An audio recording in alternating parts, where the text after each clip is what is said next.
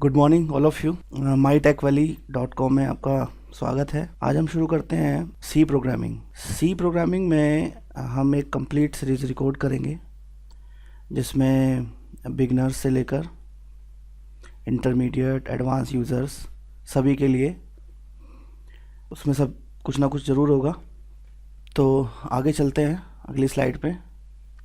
हमारी सीरीज़ का नाम है how to program in C programming language. तो इसका क्या मतलब हुआ हाउ टू प्रोग्राम।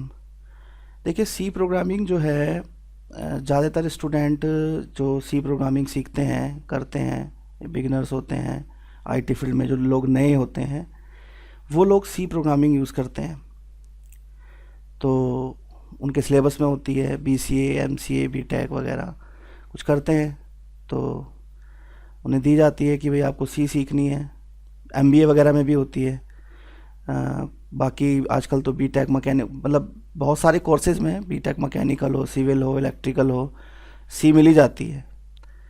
तो वहाँ से एक फोबिया जनरेट होता है कि भाई सी तो बड़ी डिफ़िकल्ट है।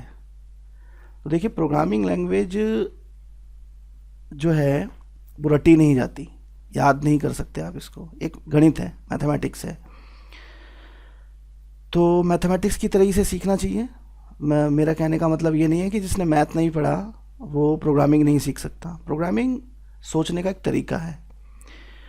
तो और अगर आप आईटी फील्ड से रिलेट करते हैं, सॉफ्टवेयर डेवलपमेंट में जाना चाहते हैं, तो सी प्रोग्रामिंग आपको बहुत अच्छे से आनी चाहिए। क्योंकि अब आप ये सोच रहे होंगे कि सी प्रोग्रामिंग तो डेवलपमेंट में आपने देखा होगा यूज़ नहीं होती, ज़्यादातर यूज़ नहीं होती। वैसे यूज़ होती है, बहुत हाई लेवल पर यूज़ होती है। काफ़ी एक्सपीरियंस के बाद आप जाते हैं सी डेवलपमेंट में। तो फिर हम सी क्यों पढ़ें। देखिए, सी जो है वो बहुत फंडामेंटल लैंग्वेज है, बहुत छोटी लैंग्वेज है। टूल किट, छोटी से मतलब टूल किट इसकी बहुत छोटी है। आप उसमें देख सकते हैं टेक्निकली कि चीज़ें छोटे लेवल से कैसे बनाई जाती हैं। डेनिस रिची ने सी को बनाया था यूनिक्स ऑपरेटिंग सिस्टम को डेवलप करने के लिए। और यूनिक्स आज की डेट में the best operating system for almost all architecture. तो ट्यूरिंग अवार्ड मिला था डेनिस रिची को। तो शुरू करते हैं जी, बातें कम करते हैं, काम ज़्यादा करते हैं। तो सी प्रोग्रामिंग अच्छे से करना। इस पूरी सीरीज़ में मैं सी को कम्प्लीटली डिस्क्राइब करूँगा। लेक्चर कितने होंगे पता नहीं, काफ़ी लेक्चर होंगे, 50-60 तो कम से कम हो ही जाएंगे। तो ज़्यादा भी हो सकते हैं, डिपेंड करेगा। तो शुरू करते हैं जी, अगली स्लाइड पे चलते हैं। Pre requisite for this course. Slide वैसे आज ही है, ये आगे वाले लेक्चर में स्लाइड नहीं होंगी क्योंकि आज इंट्रोडक्शन है। तो pre requisite for this course, nothing से मतलब ये है कि आपको इंग्लिश तो पढ़नी आनी चाहिए। मैं लेक्चर हिंदी में रिकॉर्ड कर रहा हूँ, इंग्लिश में भी होंगे। तो अभी नहीं होंगे, आपकी सीरीज़ कम्प्लीटली हिंदी में होगी, इंग्लिश की सीरीज़ अलग होगी। तो नथिंग से मतलब है कि आप बेसिक लेवल पर जानते हो, 5th क्लास पास हो, समझ लें चीज़ों को। बेसिक मैथमेटिक्स, लॉजिक थोड़ा सा मैं समझाऊंगा। वैसे तो 5th-6th के बच्चे भी, 5th-6th क्लास के स्टूडेंट मैंने देखे हैं, वो भी सी अच्छे से कर लेते हैं, मतलब शुरू कर देते हैं समझना। बाकी तो आप धीरे धीरे जो है ना एक्सपर्टाइज हो ही जाते हैं जब आप पढ़ते जाते हैं। तो टारगेट ऑडियंस बिगनर्स, मतलब जो बिल्कुल जिनको कुछ नहीं आता। मैं ये मान के चलता हूँ इस सीरीज़ में कि आपको अभी कुछ नहीं आता प्रोग्रामिंग में, आपकी ये फर्स्ट लैंग्वेज है।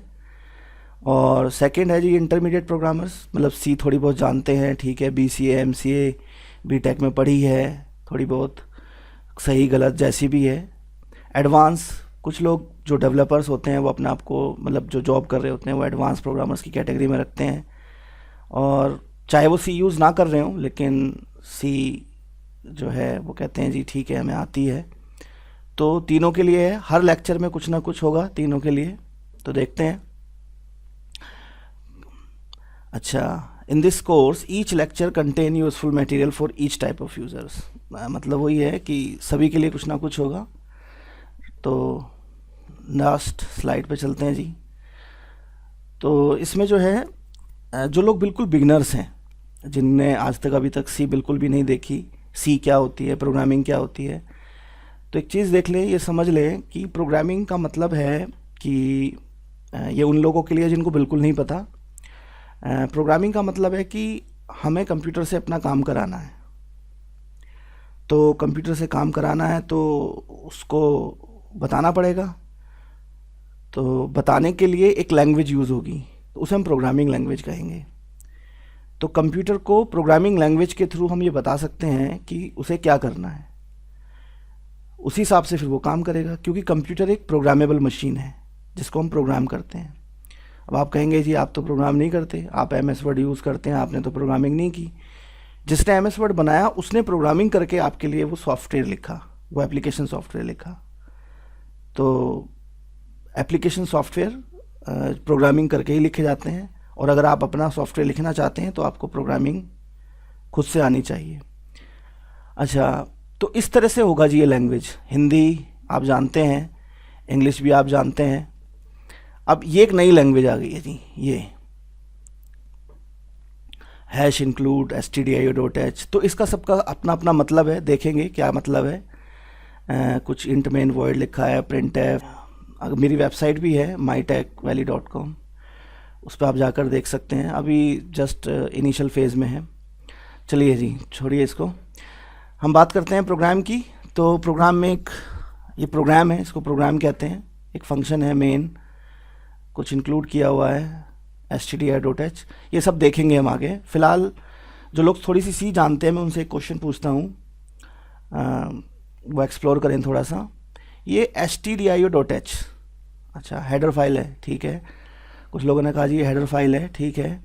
अच्छा, मेरा क्वेश्चन ये है कि अगर मैं इसको कैपिटल लेटर में लिखूं, कैपिटल stdio.h, तो क्या होगा? तो क्या ये प्रोग्राम काम करेगा? चलिए जी, आप थोड़ा एक्सप्लोर कीजिए। जो लोग थोड़ी सी जानते हैं और जो बिल्कुल नहीं जानते वो अगले लेक्चर का वेट कीजिए। अगले लेक्चर में हम इसको देखेंगे क्या होगा इसमें। ठीक है, ओके, थैंक यू।